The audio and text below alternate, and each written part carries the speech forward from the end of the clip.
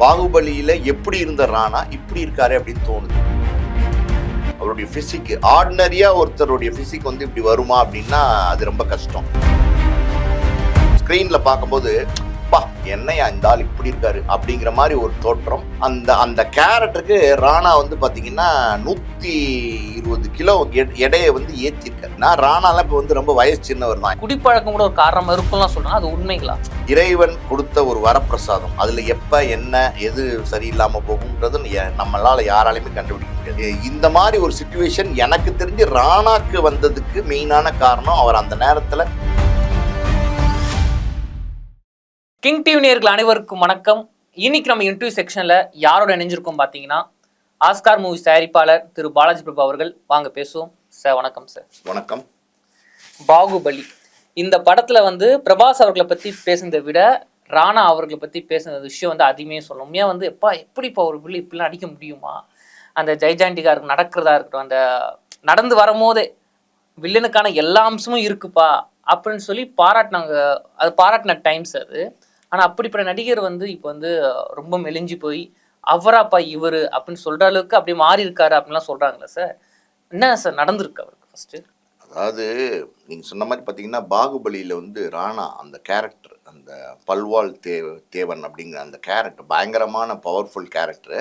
அந்த கேரக்டருக்கு ராணா மாதிரி வந்து ஒரு ஆள் இருந்தால் தான் கரெக்டாக இருக்கும். ராணா சாதாரணமாகவே பார்த்தீங்கன்னா 6 அடி 2 அங்குலம். நம்ம பாடி பயங்கரமாக ஃபிசிக் பார்த்தீங்களா, அவ்வளோ பில்டட் ஃபிசிக் அந்த பாகுபலி. அது வந்து உண்மையாலுமே ஒரு பேன் இண்டியா படம். அதுதான் உண்மையாலுமே பேன் இண்டியா படம். ஏன்னா வந்து பார்த்தீங்கன்னா எல்லா லாங்குவேஜ்லேயும் பயங்கரமான வெற்றி படமாக அமைஞ்சிச்சு. கலெக்ஷனை அள்ளி குமிச்சிச்சு பாகுபலி. அந்த படத்தில் வந்து ராணா வந்து வில்லனா நடித்ததுக்கு அப்புறம் தான் ராணாவே வந்து பார்த்தீங்கன்னா இந்திய அளவில் தெரிய ஆரம்பித்தார். அதாவது அவர் தெலுங்கு இண்டஸ்ட்ரியில் மட்டும்தான் நடிச்சிட்டு இருந்தார். லீடர்னு ஒரு படத்தில் அறிமுகமாகி தெலுங்கு படங்கள் நிறையா படங்கள் நடிச்சிட்டு இருந்தார் ராணாக்கு. பாகுபலியுமே தெலுங்கு படம் தான். ஆனால் வந்து ஒரு பேன் இண்டியா லெவலில் ஒரு சக்ஸஸான மூவினா பாகுபலி தான். அந்த படத்தில் நடித்ததுக்கப்புறம் எல்லாருக்கும் ராணா பற்றி தெரிய ஆரம்பிச்சிச்சு. நம்ம தமிழ் ஆடியன்ஸ்க்கே பார்த்தீங்கன்னா ராணா யாருன்னே தெரியாமல் இருந்துச்சு பாகுபலிக்கு முன்னாடி. பாகுபலிக்கு அப்புறம் பார்த்தீங்கன்னா ராணா அப்படின்னா பாகுபலி வில்லன் அப்படிங்கிற மாதிரி ஒரு எல்லாருக்குமே ராணா பற்றி தெரிய ஆரம்பிச்சிச்சு. அந்த உடம்பு அது அப்படி நடந்து வந்தார்னு வச்சுங்களேன், அப்படியே மிரட்டலாக இருக்கும். அந்த மாதிரி வந்து அவருடைய ஃபிசிக் ஆர்டினரியாக ஒருத்தருடைய ஃபிசிக் வந்து இப்படி வருமா அப்படின்னா அது ரொம்ப கஷ்டம். அதுக்கு வந்து நிறைய உடற்பயிற்சி செய்ய வேண்டியிருக்கும், எக்ஸசைஸ் செய்ய வேண்டியிருக்கும், பவர்ஃபுல்லாக உடம்பை வந்து ஏற்றுறதுக்கான வேலைகளை எல்லாம் பண்ணாதான் அப்படி ஒரு கம்பீரமான ஒரு ஃபிசிக்கை கொண்டு வர முடியும். ஸ்க்ரீனில் பார்க்கும்போது பா என்னையா இந்த ஆள் இப்படி இருக்காரு அப்படிங்கிற மாதிரி ஒரு தோற்றம். அவர் நடந்து வர்றது ஆகட்டும், அவர் டயலாக் பேசும்போது ஆகட்டும், அந்த கம்பீரத்தை அப்படியே மெயின்டைன் பண்ணுற மாதிரியான ஒரு கேரக்டர். அந்த அந்த கேரக்டருக்கு ராணா வந்து பார்த்தீங்கன்னா 120 கிலோ வந்து எடையை வந்து ஏற்றிருக்காரு. சாதாரணமாக ஒரு 100 கிலோவுக்கு உள்ள ஆள் தான். ஆனால் அதுக்கு ஒரு 20 கிலோவுக்கு மேலே எடையை ஏற்றிருக்காரு. நிறைய எக்ஸசைஸ் பண்ணியிருக்காரு. அதுக்கப்புறம் பார்த்தீங்கன்னா எனக்கு தெரிஞ்சு புரோட்டீன் பவுடர்னு சொல்லுவாங்க. அதாவது புரோதச்சத்து உள்ள ஒரு பவுடர் நீங்கள் சாப்பிட்டீங்கன்னா அது வந்து உங்களுக்கு வந்து உடம்பு வந்து பயங்கரமாக புஷ்டிப்பு கொடுத்து ஏற்றும். பயங்கரமாக உடம்பை பில்டப் பண்ணணும், ஒரு எஃப்டி ஆகணும்னா புரோட்டீன் பவுடர் சாப்பிடுவாங்க. நீங்கள் ஜிம்லாம் பார்த்தீங்கன்னா சாதாரணமாக ஜிம்லாம் பார்க்கும்போது நிறைய பேர் வந்து பார்த்தீங்கன்னா புரோட்டீன் பவுடர் ஜிம்மில் விற்பாங்க. பெரிய பெரிய காஸ்ட்லியான ஜிம் போனீங்கன்னா கூட நிறைய பிராண்டட் புரோட்டீன் பவுடர்ஸ் வந்து சேல் பண்ணுறாங்க. அந்த புரோட்டீன் பவுடர்ஸ் வந்து சாப்பிட்றது சரியா தவறா அப்படின்னா உண்மையாலுமே வந்து டாக்டர்ஸ் என்ன சொல்கிறாங்க அப்படின்னா இந்த புரோட்டீன் பவுடரை வந்து டாக்டர்ஸுடைய அட்வைஸ் இல்லாமல் சாப்பிடக்கூடாது அப்படிங்கிறாங்க. நம்ம உடம்புக்கு புரோட்டீன் வந்து ரொம்ப முக்கியம், அதில் எந்த சந்தேகம் கிடையாது. ஆனால் அந்த புரோட்டீன் அளவோடு சாப்பிடணும். அளவுக்கு அதிகமாக புரோட்டீனை சாப்பிடும்போது கிட்னி வந்து தடுமாற ஆரம்பிக்கும். அந்த ஓவராக இருக்கிற ஃபேட்டு, ஓவராக இருக்கிற புரோட்டீன்லாம் வந்து வெளியேற்ற முடியாமல் அந்த கிட்னி ஃபெயிலியர் தான் இதுக்கு மெயின் காரணமாக அமையும். அதாவது ஓவர் புரோட்டீன் எடுத்துக்கிட்டிங்கன்னா, ஓவர் புரோட்டீன் எதில் இருக்குது, வெறும் அந்த பவுடரில் மட்டும்தான் இருக்கா அப்படி கிடையாது. இதில் வந்து நல்ல பயங்கரமான, அதாவது வந்து ஆட்டுக்கறி, மாட்டுக்கறி, நல்ல மீட்டு, புரோதச்சத்துக்கள் உள்ள அந்த பாதாம், பிஸ்தா மாதிரியான வகையான உணவுகளில், அப்புறம் பார்த்தீங்கன்னா முட்டையிலாம் பார்த்தீங்கன்னா பயங்கர புரோட்டீன் இருக்குது. இந்த மாதிரி புரோட்டீன் ரிச் ஃபுட்டை வந்து அளவாக சாப்பிடணும். இப்போ முட்டை அப்படின்னா ஒரு ஆள் வந்து ஒரு நாளைக்கு ஒரு 2 சாப்பிடலாம், இல்லை 3 சாப்பிடலாம். அது வந்து ஒரு 20 சாப்பிடுவாங்க, 30 சாப்பிடுவாங்க. யார் சாப்பிடுவாங்கன்னா இந்த உலக அழகன் போட்டி, ஆண் அழகன் போட்டியில் கலந்துக்கிறவங்க பார்த்துருப்பீங்களே, அப்படி நிற்பாங்க. அவங்களோட உடம்பெல்லாம் அந்த மாதிரி உடம்பெல்லாம் சாதாரணமாக கொண்டு வரவே முடியாது. நீங்கள் நெஞ்சு, அந்த கை, கால், வயிறு எல்லாம் பாருங்களேன், வேற மாதிரி முறுக்கேறி இருக்கும். அதில் ஆயில் வேற தடவி அந்த போட்டியில் கலந்துக்கிட்டு பரிசு வாங்குவாங்க. அதுக்கு அவங்க அந்த உடம்பை வந்து தயார்படுத்துவாங்க. அதே மாதிரி பார்த்தீங்கன்னா இந்த குத்து சண்டை வீரர்கள் அவங்களுடைய உடம்பை அப்போ தயார்படுத்தினாதான் அவங்களால அந்த மாதிரி போட்டிகளில் கலந்துக்க முடியும். அவங்களால அந்த எனர்ஜிக்காக வந்து பிஹேவ் பண்ண முடியும், அடிக்க முடியும். ஸோ அதுக்கு அவங்க பண்ணுவாங்க. அதே மாதிரி பார்த்தீங்கன்னா இப்போ வந்து இந்த படங்களில் நடிக்கிறதுக்காண்டி என்ன பண்ணுறாங்க, நிறைய பேர் பாடியை வந்து பில்ட் பண்ணுறாங்க. நம்மளுடைய நேச்சுரல் பாடி அது வந்து நேச்சுரலாக இருக்குது.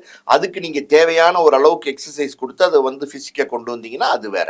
ஆனால் அந்த ஃபிசிக்கை ரொம்ப ஓவர்லோட் பண்ணி நிறைய ப்ரோட்டீன் ஃபுட்ஸ் எடுக்கிறது, நிறைய ரிச் ப்ரோட்டீன் ஃபுட்டெல்லாம் சாப்பிட்றது, இதெல்லாம் பண்ணிங்கன்னா ஆட்டோமேட்டிக்காகவே உங்களுக்கு அது மெயின் பாதிப்பு வந்து கிட்னி செயலிழப்பு தான் ஏற்படுத்தும்.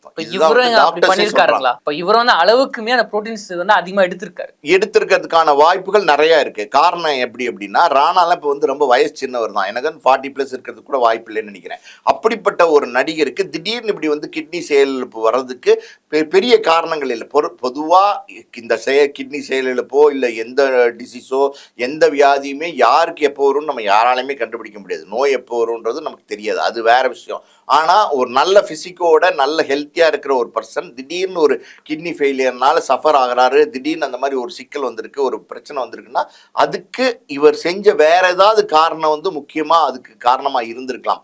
அப்படி பார்த்தீங்கன்னா அந்த பாகுபலியில் நடிச்சிருக்கிற ராணா, அதை நீங்கள் பார்த்தீங்கன்னா அந்த ஃபிசிக்கு அவர் வந்து அவரை தயார்படுத்தாமல் நிச்சயமாக அந்த ஸ்க்ரீனில் வந்து ப்ரெசென்ட் ஆகிருக்கவே முடியாது.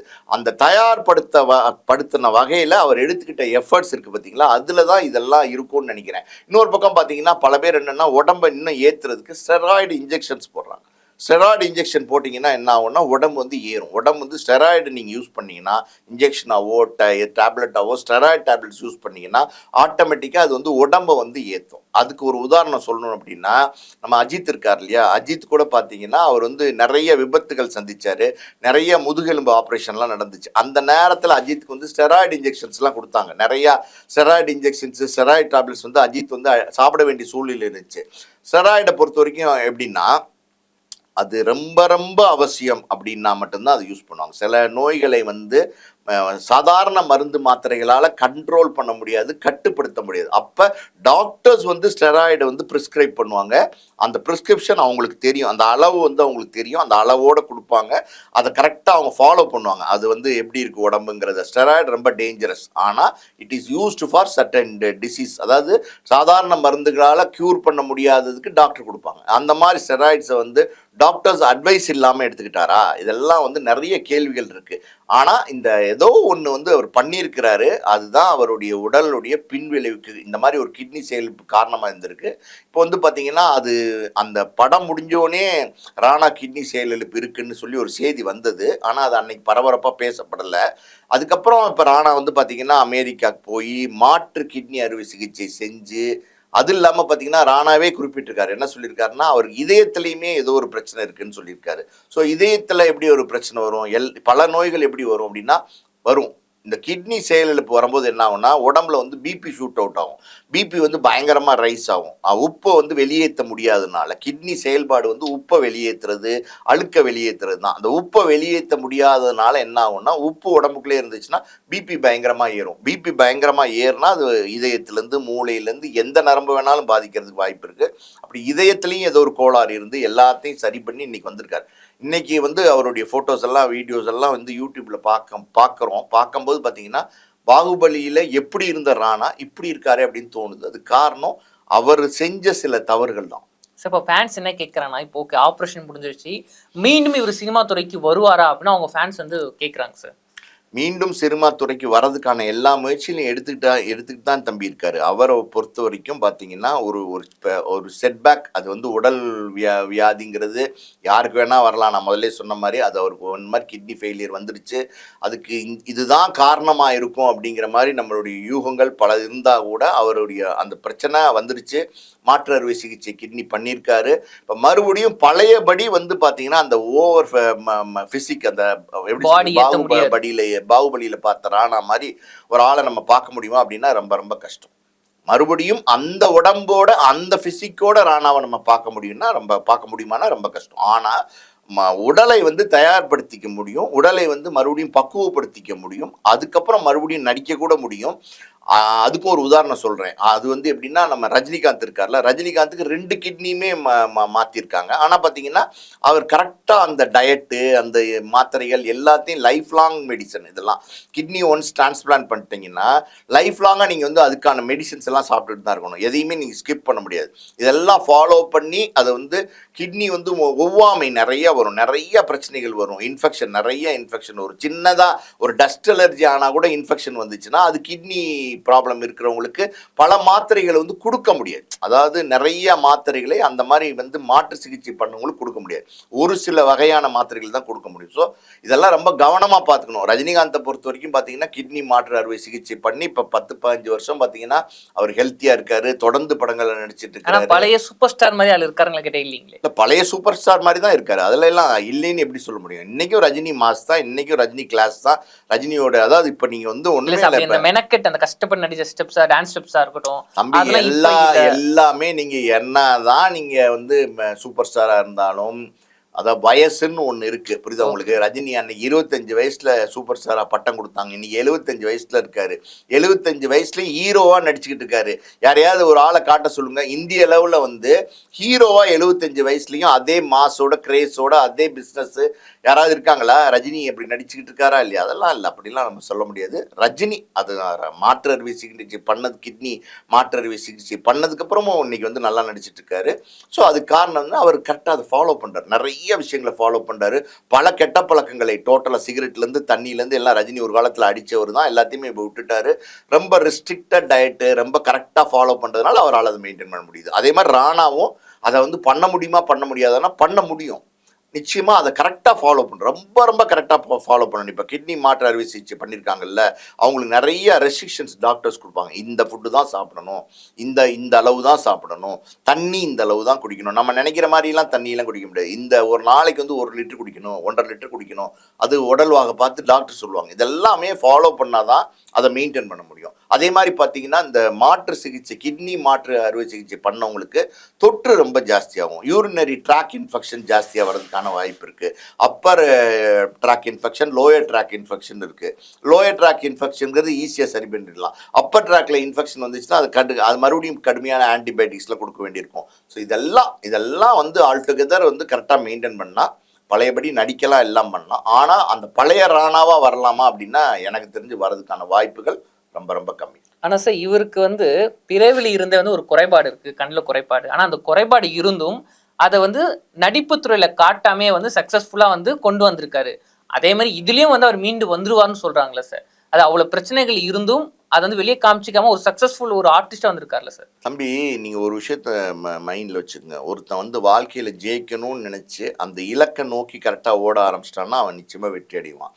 ராணாக்கெல்லாம் பார்த்தீங்கன்னா பிறவிலேருந்தே கண் பார்வை குறைபாடு இருக்குங்கிறது உண்மைதான். ஆனால் அதையெல்லாம் வந்து 1% கூட நம்ம கண்டுபிடிக்கவே முடியாது. ஸ்க்ரீனில் நீங்கள் ராணாவை பார்த்தீங்கன்னா அந்த மாதிரி ஒரு குறைபாடு இருக்கிற மனுஷனாவே தெரியாது. ஸோ இது வந்து எப்படின்னா, இந்த மாதிரி ஒரு பிரச்சனை இப்போ வந்து இடைக்காலத்தில் ராணாக்கு வந்திருக்கு. அதுலேருந்து சர்ஜரி எல்லாம் பண்ணி மீண்டிருக்கார். உண்மையாக சொல்லப்போனால் ஒரு மிகப்பெரிய ஆபத்துலேருந்து ராணா வந்து மீண்டு வெளியில் வந்திருக்காருங்கிறது தான் உண்மை. ஸோ அதுக்கப்புறம் வந்து ஒரு நோய் வந்துருச்சு, அந்த நோய்க்கு அப்புறம் மறுபடியும் அவங்க பழையபடி வர முடியாது அப்படின்லாம் கிடையவே கிடையாது. சுதா சந்திரன் ஒரு நடிகை இருக்காங்க, அவங்க பெரிய டான்ஸர். பார்த்தீங்கன்னா அவங்களுக்கு காலே கிடையாது, கட்டக்கால் தான் வச்சுருப்பாங்க. ஆனால் அவங்க அவ்வளோ அழகாக பரதநாட்டியம் ஆடுவாங்க. எல்லாமே தன்னம்பிக்கை தான். அதாவது நம்ம வந்து சாதிக்க முடியும், ஜெயிக்க முடியும் அப்படின்ற ஒரு நம்பிக்கையோடு செஞ்சால் எதையுமே நம்ம வந்து வெல்ல முடியும். இப்போ பல பேர் வந்து பார்த்தீங்கன்னா பெரிய நோய், கேன்சர் மாதிரி பெரிய நோய் வந்தால் கூட அவங்க அதை அசால்ட்டாக எடுத்துப்பாங்க, கண்டுக்கவே மாட்டாங்க, பயப்பட மாட்டாங்க. பார்க்கலாம், என்ன வேணா வரட்டும், நம்ம என்னதான் இருந்தாலும் பார்த்துக்கலாம் அப்படின்னு நினைக்கிறாங்க. பார்த்தீங்களா, அவங்களால எதையுமே சாதிச்சிட முடியும். அதே மாதிரி ராணாலாம் பார்த்தீங்கன்னா ஒரு தைரியமான மனுஷனாக தான் நான் பார்க்குறேன். அதை எதை பற்றியும் கவலைப்படாமல் மறுபடியும் ஃபிசிக்கர். ஆனால் ஒரு விஷயம் என்னென்னா, இந்த மாதிரி சூழ்நிலையில் உடம்பை ரொம்ப ரொம்ப இனிமேல் பாதுகாத்துக்கணும். எந்த தவறும் இனிமேல் செஞ்சிடக்கூடாது. கேர்ஃபுல்லாக இருந்து அதை மெயின்டைன் பண்ணால் நிச்சயமாக அவரால் பழையபடி சினிமா துறையில் ஜெயிக்க முடியும். நான் சொல்ல வர்றது என்னென்னா, அந்த மறுபடியும் அந்த பாகுபலி ராணாவை பார்க்க முடியுமா அப்படின்னா அது கொஞ்சம் கஷ்டம். அதுதான். ஆனால் சார் இந்த ஒரு பிரச்சனைக்கு வந்து அவர் செய்கிற குடிப்பழக்கம் கூட ஒரு காரணம் இருக்கும்லாம் சொல்கிறாங்க, அது உண்மைங்களா? இதெல்லாம் வந்து தம்பி, நான் தான் மறுபடியும் சொல்கிறேன்ல, குடிப்பழக்கம், இந்த சிகரெட் பழக்கம் இதெல்லாம் யாருக்கு இல்லை? அது மாதிரி சொல்லுங்கள், யாருக்கு இல்லை? அதெல்லாம் கிடையாது. அதாவது சில பாதிப்புகள் சில பேருக்கு எந்த பழக்க வழக்கமே இல்லாதவங்களுக்கு கேன்சர் வருது, எந்த பழக்க வழக்கமே இல்லாதவங்களுக்கு கிட்னி ஃபெயிலியர் வருது, எந்த பழக்க வழக்கங்களே இல்லாதவங்க ஹார்ட் ஃபெயிலியர் வருது, சின்ன குழந்தைக்கு வந்து ஹார்ட் ப்ராப்ளம் இருக்குது, எல்லாமே அது வந்து இருக்கத்தான் செய்யுது. உடம்பு அது வந்து இறைவன் கொடுத்த ஒரு வரப்பிரசாதம். அதில் எப்போ என்ன எது சரியில்லாமல் போகுங்கிறது நம்மளால் யாராலையுமே கண்டுபிடிக்க முடியாது. அதனால் பல பல காரணங்கள் இது இதனால் இருக்குமோ அது அதனால் இருக்குமோ அப்படின்னு தேடுறதை விட இந்த மாதிரி ஒரு சுச்சுவேஷன் எனக்கு தெரிஞ்சு ராணாக்கு வந்ததுக்கு மெயினான காரணம் அவர் அந்த நேரத்தில் அந்த உடலை தயார்படுத்துகிறதுக்கு எடுத்துக்கிட்ட அந்த உணவு, அதாவது புரோட்டீன் மாதிரியான உணவுகள், அதுக்கப்புறம் பார்த்தீங்கன்னா அந்த ஸ்டெராய்டு மாதிரியான ஊசிகள் போட்டிருக்கலாம், இதெல்லாம் நடந்திருக்கிறதுக்கான வாய்ப்பு இருக்குது. ஸோ அது ஒரு காரணமாக இருந்து தான் அவருக்கு இப்படி ஒரு சிட்பேக் வந்திருக்கு. இன்னொரு விஷயம் என்னென்னா, நம்ம இப்போ இன்றைக்கி இருக்கிற பல ஹாலிவுட் ஸ்டார்ஸ்லாம் என்ன பண்ணுறாங்க, பாலிவுட் ஸ்டார்ஸ்லாம் என்ன பண்ணுறாங்க அப்படின்னா, கிட்டத்தட்ட பார்த்திங்கன்னா யூஎஸில் ஒரு ஒரு இன்ஜெக்ஷன் போடுறாங்க. அந்த இன்ஜெக்ஷன் எப்படின்னா, குண்டா இருக்கிற நம்மள அப்படியே பாதியாக குறைச்சி விட்டுருது. அந்த மாதிரி ஒரு இன்ஜெக்ஷனை வந்து இன்றைக்கி வந்து எல்லாருமே போய் போட்டு வராங்க உடம்பை குறைக்கிறதுக்கு. அதெல்லாம் பயங்கரமான சைடு எஃபெக்ட்ஸ் இருக்குது. அதோட அடுத்த கேள்வியும் அதுதாங்க சார். இப்போ நீங்கள் வந்து ஒரு பொதுவான கேள்வி சார், நிறைய நடிகர்கள் வந்து நடிகர்களும் சரி நடிகைகளும் சரி ஒரு படத்துக்காக ரொம்ப மெனக்கடுவாங்க. அது எந்த அளவுக்கு தான் தன்னோட உடல் அமைப்பை மாற்றிக்கிறதாலும் சரி, எனக்கு வந்து இது ஒரு பிரச்சனை வரும் தெரிஞ்சும் சில நடிகர்கள் வந்து அந்த ஒரு டாஸ்க்கை வந்து அசால்ட்டாக பண்ணுவாங்க. இப்போ நடிகர் விஷால் அவர்களும் ஒரு படத்தில் வந்து கண்ணை வந்து எப்படி சொல்கிறது, ஒரு வேற மாதிரி நான் காட்டணும், சாதாரண நான் பார்க்குற மாதிரி இருக்கக்கூடாது, வேற மாதிரி காட்டணும்னு சொல்லி அந்த ஒரு கண்ணில் வந்து அந்த ஒரு டாஸ்காக இருக்கட்டும், அப்புறம் வந்து நடிகர் புனித்ராஜ் அவர்களாக இருக்கட்டும், நான் அடுத்தடுத்த படத்தில் நல்லா பண்ணணும்னு சொல்லி அதிகமான ஒர்க் அவுட் இவர் பண்ணார். அப்போ நடிகர் சூர்யாவாக இருக்கட்டும், நான் தான் ஃபஸ்ட்டு வந்து என்னோட படத்தில் வந்து இந்த கட்டு மசம் உடம்பை காட்டணும்னு சொல்லி சிக்ஸ் பேக்கை ஃபஸ்ட்டு காமிச்சார் அவர் தான். அதுக்காக தண்ணி குடிக்காமல் இருந்தான்னு சொல்லி இப்போ நிறைய நடிகைகள் வந்து ஒரு படத்துக்காக ரொம்ப மெனக்கடுறாங்க. ஆனால் அதனால அவங்க லைஃப்பும் பாதிக்கப்படுது. இது ஒரு தயாரிப்பாளர் நீங்கள் எப்படி பார்க்குறீங்க? ஆக்சுவலி உண்மையாக எப்படின்னா, இந்த நீங்கள் சொன்ன மாதிரி பார்த்தீங்கன்னா, இந்த படத்துக்காண்டி மெனக்கடுறதுன்னு ஒன்று இருக்குது பார்த்தீங்களா, அதில் ஒரு அளவுகோல் வேணும். அதாவது ஏன் அப்படி நான் சொல்கிறேன் அப்படின்னா, அவங்களுடைய உடம்பு தான் மூலதனம், அவங்களோட உடம்புன்னு இல்லை. யாராக இருந்தாலும் சரி, உடம்பு தான் மூலதனம். முதல் சொத்து என்னன்னா உடம்பு தான். உடம்பை நீங்கள் வந்து பாதுகாக்காமல் மிஸ் பண்ணிட்டீங்க அப்படின்னா, அதுக்கப்புறம் நீங்கள் பணம், காசு, சொத்து, பங்களா, காரு என்ன இருந்தாலும் அது உங்களுக்கு பயன்பட போகிறதில்ல. புரியுது உங்களுக்கு? அதனால் உங்களுடைய முதல் சொத்து உடம்பு, உங்களுடைய முதல் மூலதனம் உடம்பு அப்படின்னு நினச்சி நம்ம வந்து பண்ணணும் ஒரு விஷயத்த. மொத்தத்தில் பார்த்தீங்கன்னா, நீங்கள் என்னதான் கடுமையாக உழைச்சி, நீங்கள் என்னதான் கேரக்டராக மாறி உருமாறி நடித்தா கூட அது சினிமா என்பது பொய், அது ஒரு மாயை, அது ஒரு ஒரு ஒரு எப்படி சொல்கிறது, ஒரு ஜிகினா உலகம் தான். அதில் வந்து உங்களுக்கு வந்து உண்மை கிடையாது. உண்மையா சினிமாங்கிறது உண்மையா? சினிமாங்கிறது ஒரு ரியாலிட்டியான விஷயமா கிடையாது. அப்படி இருக்கும்போது அந்த பொய்யான ஒரு மாயையான ஒரு உலகத்தில் ஒரு சினிமா அப்படிங்கிறது வியாபாரத்துக்காண்டியும் பண்ணுறாங்க, கலைக்காண்டியும் பண்ணுறாங்க. எது எப்படி இருந்தாலும் பார்த்தீங்கன்னா, மொத்தத்தில் செல்லுலாய்டில் வர அந்த எல்லா விஷயங்களுமே பொய்யான விஷயங்கள் தான், எதுவுமே உண்மையான விஷயம் கிடையாது. அப்படின்னும் போது அந்த அடிப்படை புரிதல் வந்து நடிகர்களுக்கு இருக்கணும். அதிகமாக வந்து ஒரு படத்துக்காண்டி உழைக்கிறது, சிக்ஸ் பேக் வைக்கிறேங்கிற பேரில் வந்து கடுமையாக வந்து தண்ணி குடிக்காமல் இருக்கிறது, அதே மாதிரியான விஷயம், அது மாதிரி வந்து சாப்பிடாமல் இருக்கிறது, பட்னியாக இருக்கிறது, இதெல்லாம் படத்துக்காண்டி பண்ணுறது, படத்துக்காண்டி தங்களை தயார் பண்ணிக்கிறது அப்படிங்கிறது எல்லாம் வந்து நடிகர்கள் புரிஞ்சுக்கிட்டு குறைச்சிக்கணும். அதாவது வந்து இந்த ஒரு அளவுகோல் இருக்குது, அந்த அளவுகோல் என்ன அப்படிங்கிறது தெரிஞ்சு தான் இதெல்லாம் செய்யணும். நம்ம அப்படி சொல்லணும் அப்படின்னு வச்சுக்கோங்களேன். கமலஹாசன் வந்து பார்த்தீங்கன்னா எத்தனையோ கதாபாத்திரங்கள் நடிச்சிருக்காரு. குருதி புனல்னு ஒரு படத்துலலாம் பார்த்தீங்கன்னா ரத்த கலரியாக கிடப்பார். அதே மாதிரி பார்த்தீங்கன்னா குணா மாதிரி கதாபாத்திரங்கள் நடிச்சிருக்காரு, மகாநதி மாதிரி படங்கள் நடிச்சிருக்காரு, அபய் சண்முகி மாதிரி ஃபுல்லாக பார்த்தீங்கன்னா அவ்வளோ மேக்கப் போட்டு பக்காவாக ஒரு பெண் உருவமாகவே மாறி நடிச்சிருக்காரு. அதுக்கு தசாவதாரத்தில் எத்தனையோ வந்து வேடங்கள் பண்ணியிருக்காரு. என்னென்னமோ கமலஹாசன் எடுத்துக்காத உருமாற்றமாக குல்லா பூவா பண்ணியிருக்காரு. எத்தனை கதாபாத்திரங்கள் நடிச்சிருக்காரு. அந்த கதாபாத்திரமாக கமலஹாசன் மாறுவார். அந்த படத்துக்கு என்ன தேவையோ மாறுவார். ஆனால் கமலஹாசன் ஏதாவது சிக்கலில் மாட்டிருக்காரா? கமலஹாசனுக்கு ஏதாவது பிரச்சனை வந்திருக்கா? காரணம் என்னென்னா, கமலஹாசன் அந்த மீட்டர், அந்த அளவு அவருக்கு தெரியும். இது நம்மளை எந்த விதத்துலையும் பாதிக்காதுங்கிறது தெரிஞ்சு அந்த அளவுகளோடு அந்த படத்தில் நடிச்சுட்டு அந்த பேரையும் வாங்கிட்டு கைதட்டலையும் வாங்கிட்டு அழகாக வெளியில் வந்துடுவார். அதுதான் அந்த கமலஹாசனை தான் நம்ம எல்லாருமே முன் உதாரணமாக எடுத்துக்கணும். கமலஹாசனுக்கு தெரியாத விஷயமே கிடையாது. ஆனால் அந்த கமலஹாசன் எந்த பிரச்சனையும் மாட்டாமல் இருக்கிறதுக்கு காரணம் என்னன்னா அவருக்கு தெரியும். அதுதான் மற்றவங்க ஃபாலோ பண்ணணும். படத்துக்காண்டிலாம் போட்டு இவ்வளோ எஃபர்ட்ஸ் எல்லாம் எடுக்க வேண்டிய அவசியமே கிடையாது. என்ன அவசியம் இருக்கு? என்னதான் உங்களுக்கு வந்து இப்போ பெருசா வந்து கிளாப் பண்ணுவாங்க, விசில் பண்ணுவாங்க. சரி உங்களுக்கு நேஷனல் அடுத்த அவார்டு வாய்ப்பும் கொடுப்பாங்க. கிடைக்கும் சார். அடுத்து வாய்ப்பு கிடைக்கும். நேஷனல் அவார்டு கொடுப்பாங்க, ஸ்டேட் அவார்டு கொடுப்பாங்க, எல்லாம் கொடுப்பாங்க. அடுத்து இப்போ வாய்ப்பு கிடைக்கும். நீங்க சொன்ன மாதிரி நீங்க உயிரோடு இருக்கணுமே. உயிரோடு இல்லைன்னா இந்த வாய்ப்பு கிடைச்சி என்ன பண்ண முடியும்? நடிக்க முடியுமா? கிட்னி ஃபெயிலியர் ஆச்சு, டப்புன்னு ஹார்ட் ஃபெயிலியரை கீழே விழுந்துட்டீங்க. புனித் ராஜ்குமார் வந்து ஓவர் எக்ஸசைஸ். என்ன எக்ஸசைஸ்? சாதாரண எக்ஸசைஸில் போய் எக்ஸசைஸ் பண்ணிக்கிட்டு இருந்தா உடம்பு தாங்கணும்ல. எல்லாம் படத்துக்காக, படத்துக்காண்டி தான். நீங்க பில்டப்டா வச்சுக்கணும், பாடி பிசிக்கா வச்சுக்கணும். அப்படின்னா பண்ணுங்க. எக்ஸசைஸ் தேவைதான். எக்ஸசைஸ் இல்லாம எக்ஸசைஸ் நெசசிட்டி இல்லைன்னு சொல்லலை நான். ஆனால் அது அளவுகோல். வாக்கிங் அளவுகோல், எக்ஸசைஸ் அளவுகோல். அளவுகோலை தாண்டி புனித் ராஜ்குமார் வந்து ஓவரா எக்ஸசைஸ் பண்ணார். என்னாச்சு? டொப்புன்னு விழுந்தாரு, இறந்து போயிட்டாரு. Sudden cardiac failure. என்ன செய்வீங்க நீங்க? புனித் ராஜ்குமார் கிட்ட இல்லாத பணமா? கோடிகள்ல இருக்கு பணம், சொத்து, காசு. அந்த கர்நாடகாவே அவங்க அதாவது ஒருத்தவங்க வந்து ஆட்சி அமைக்கணும்னா அவங்களுடைய பர்மிஷன் வாங்கணும், ஆசீர்வாதம் வாங்கிட்டு போகணும் ராஜ்குமார்ட்ட. அப்படி ஒரு குடும்பம். காப்பாற்ற முடிஞ்சா புனித் ராஜ்குமாரை? உயிரை கொடுக்க முடிஞ்சா? நீங்க சொல்றீங்களே பட வாய்ப்புகள் அடுத்து வரும். எத்தனை பட வாய்ப்புகள் இருந்துச்சு புனித் ராஜ்குமாருக்கு? அந்த படங்கள் எல்லாம் புனித் ராஜ்குமார்ல அடுத்தடுத்து நடிக்க முடிஞ்சிச்சா? 46 வயசுல இறந்து போயிட்டாரு. வாழ முடிஞ்சிச்சா? உங்களுக்கு வாழ்க்கை முக்கியமா, பணம் முக்கியமா, பட வாய்ப்பு முக்கியமா, நேஷனல் அவார்டு, ஸ்டேட் அவார்டு முக்கியமா? எது முக்கியம்? எது என்ன கிடைச்சாலும் தான் சொல்றேன் தம்பி. இந்த உலகத்துல நமக்கு கிடைச்சிருக்க பரிசுங்கிறது இந்த உயிர், உடல். அதை நம்ம வந்து அழகா பாதுகாத்துக்கிறதுக்கு தெரியாம அதை நம்ம தவற விட்டுட்டோம்னா என்ன நமக்கு கிடைச்சும் ஒன்றும் பிரயோஜனம் கிடையாது. நம்ம இறந்ததுக்கு அப்புறம் கலைமாமணி விருது கொடுக்கலாம், பத்மஸ்ரீ, பத்மபூஷன் விருது கொடுக்கலாம், என்ன வேணா கொடுக்கலாம். அது நீங்க உங்க மனைவி போய் வாங்குவாங்க, உங்க பையன் போய் வாங்குவாரு. நீங்க வாங்குவீங்களா? நான் முத்துக்குமார் ஒரு பாடல் ஆசிரியர், எவ்வளோ எனக்கு நண்பர் அவர் தெரியுமா உங்களுக்கு? அப்ப இருந்தே குடிச்சிட்டே இருந்தாரு. நான் அப்பவே சொல்லுவேன், என் தம்பி இப்படி குடிக்கிறீங்களே அப்படின்னு. சின்ன வயசு, என்னோட ஒரு 4-5 வயசு கம்மி தான் அவருக்கு. அவர் நல்ல நண்பராக இருந்தார் ஒரு காலகட்டத்தில். அது தொடர்ந்து பாருங்க பாடல் எப்படி பாடல்கள் எழுதினாருங்க. இன்னைக்கும் கொண்டாடுறாங்களே இல்லையா நான் முத்துக்குமார?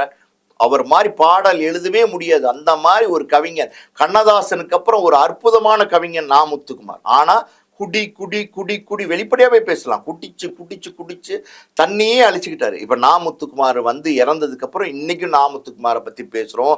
நாமுத்துக்குமார் எத்தனையோ அவார்டு வாங்கி இருக்கிறாரு. என்னென்னமோ விழாக்கள்லாம் நடத்துறாங்க, அதுல விருதுகள் கொடுக்குறாங்க, வீடு கொடுக்குறாங்க, எல்லாம் கொடுக்குறாங்க.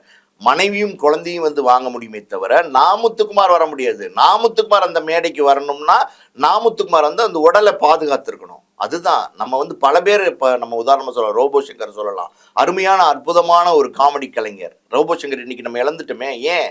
ஸோ எல்லாமே வந்து தம்பி நம்ம உடம்பு தான். நம்மளையும் எடுத்துக்கலாம்.